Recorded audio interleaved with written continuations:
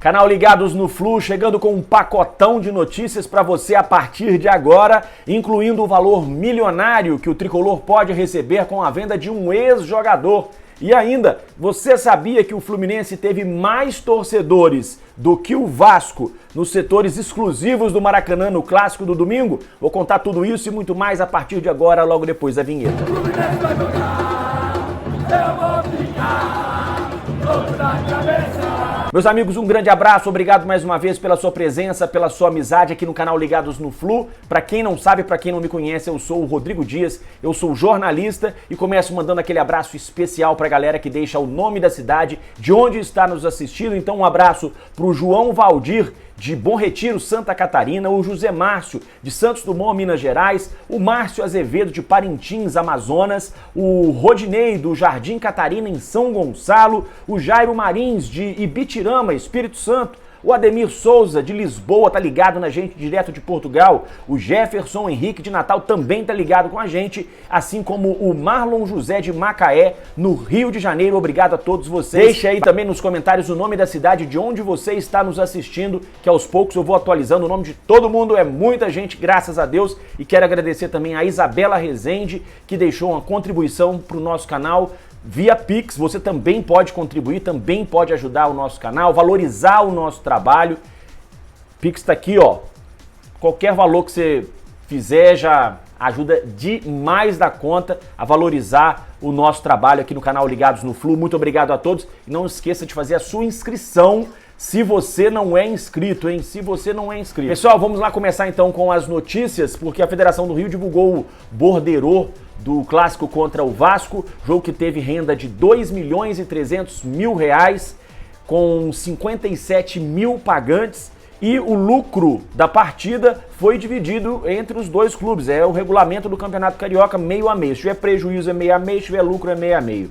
Então o Fluminense e o Vasco, cada um recebendo R$430 mil de lucro por esse jogo clássico Fluminense e Vasco no Maracanã. E uma informação importante que está no borderô é de que a torcida do Fluminense comprou mais ingressos para o setor sul do que a torcida do Vasco. A diferença foi pequena, mas a torcida do Vasco, né, provocou a semana inteira. A torcida do Fluminense, no final das contas, no setor sul, foi maior, pelo menos vendeu mais ingressos do que a torcida do Vasco no setor norte. Diferença bem pequena, mas tinha mais tricolores do lado sul do que do lado norte. E olha só, pessoal, o Fluminense pode lucrar aí um valor milionário com uma possível negociação do atacante Pedro, revelado nas categorias de base do Fluminense, que joga no Flamengo, foi um dos destaques aí da campanha do Flamengo, terceiro colocado no Mundial de Clubes, chamou a atenção da Europa, vários jornais falando sobre o Pedro, e o West Ham da Inglaterra estaria disposto a fazer uma proposta de compra pelo Pedro, valor de R$220 milhões.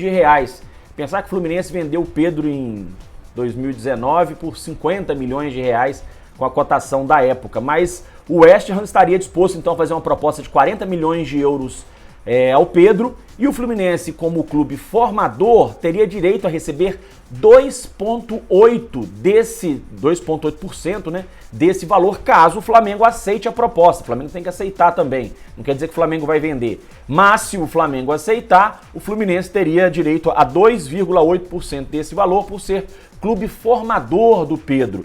O que daria esse valor? Em torno de fechar a venda por essa proposta, né? Aceitar essa proposta aí, o Fluminense receberia algo em torno de R$6.100.000 na cotação atual. Se a gente for somar o valor que o Fluminense vendeu o Pedro, 50 milhões, mais o dinheiro que o Fluminense recebeu quando o Flamengo trouxe o Pedro da Fiorentina, em torno de 10 milhões, somando já dá 60.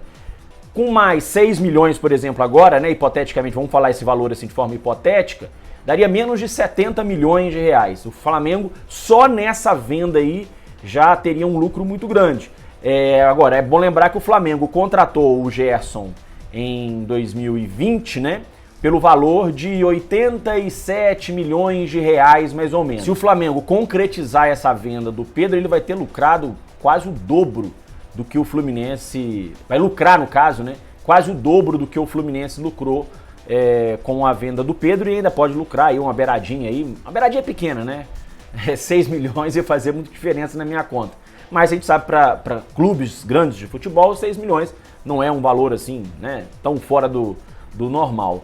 Mas, então essa é a informação. Flamengo deve receber essa proposta nos próximos dias. Provavelmente não deve ser para essa janela, porque essa janela já fechou. Então seria só para o meio do ano. De qualquer forma, a torcida do Fluminense tem que acompanhar, porque se entrar dinheiro no clube, qualquer dinheiro que entrar é importante para a manutenção aí da folha de pagamentos e também acertar outras dívidas aí, né? Que o Fluminense, a gente sabe que o Fluminense tem muitas contas atrasadas de outras gestões ainda para pagar. Tem também alguns outros débitos desse ano, né? Como a gente já contou aqui na semana passada, a questão de segunda parcela do 13º, tem questão de direito de imagem, alguns bichos também. Então todo o dinheiro que entrar é importante. De qualquer forma, temos que aguardar para ver se a proposta realmente vai se concretizar e se o Flamengo vai aceitar vender o atacante Pedro. Os 20 clubes da Série A do Campeonato Brasileiro têm uma reunião muito importante nesta terça-feira, onde eles vão discutir a redução do número de rebaixados no Brasileirão já para essa edição de 2023. É isso mesmo. A proposta é diminuir de 4 para 3 os rebaixados para a Série B do Campeonato Brasileiro. Uma proposta que tem a simpatia e adesão de vários clubes, inclusive clubes grandes. A informação foi divulgada pelo portal UOL. No entanto, não foi revelado de quem partiu a ideia ou de quais clubes que partiram essa ideia. A iniciativa seria para causar aí uma certa estabilidade, né, no campeonato. Agora, só que a gente tem que lembrar que nos últimos anos, vários clubes brasileiros grandes, vários grandes, né, caíram, campeões brasileiros caíram para a Série B. O Cruzeiro caiu, ficou 3 anos na Série B para subir. O Vasco caiu e demorou 2 anos para subir. O Grêmio caiu, Botafogo caiu. Então, nos últimos anos, a quantidade de clubes grandes caindo foi maior do que o normal. O ano passado nós tivemos uma Série B com Vasco, Cruzeiro, Grêmio, Bahia, né? Todos eles acabaram retornando nesta edição agora para a Série A do Campeonato Brasileiro. Então a gente não sabe de quem partiu essa proposta, não sabemos nem se ela vai ser aceita, mas de acordo com o GE, os clubes da Libra Futebol e da Liga Forte Futebol, que estão negociando a criação de uma liga nacional, eles seriam simpatizantes da ideia, eles topariam esta ideia. O detalhe é que os clubes, por exemplo, da Série B, que vão se reunir na quarta-feira, podem não gostar, e da Série C também. Porque se você vai diminuir o número de times que vai cair da A para B, vai diminuir também o número de times que vai subir da Série B para a Série A. Ou seja, tornaria mais difícil o caminho de quem cai.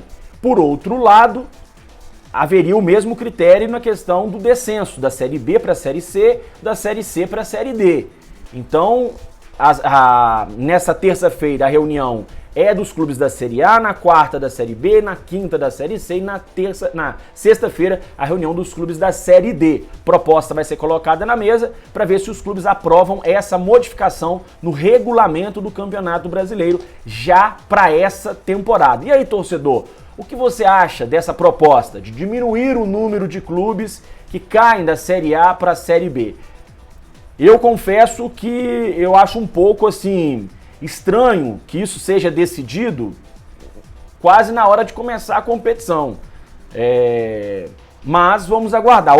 Outra teoria aí, né? Outro argumento, aliás, de quem defende essa tese é de que na Bundesliga, que é o campeonato alemão, e também na Premier League, que é o campeonato inglês, isso já ocorre, né? São 3 times que caem de divisão e 3 sobem, e que isso causaria um certo equilíbrio no Campeonato Brasileiro. Gostaria de saber a sua opinião, o que vocês acham dessa proposta de redução do número de clubes rebaixados na competição principal do futebol nacional. Fluminense, só pra gente encerrar aqui, passar a régua, o Fluminense tá de folga ainda nessa terça-feira, volta a treinar na quarta-feira, e aí a gente pode ter, de repente, um posicionamento oficial sobre a situação do Paulo Henrique Ganso e também do atacante Keno, que saiu sentindo dores durante o segundo tempo do jogo contra o Vasco, então o Fluminense deve divulgar, assim que voltar aos treinos, alguma posição em relação ao Ganso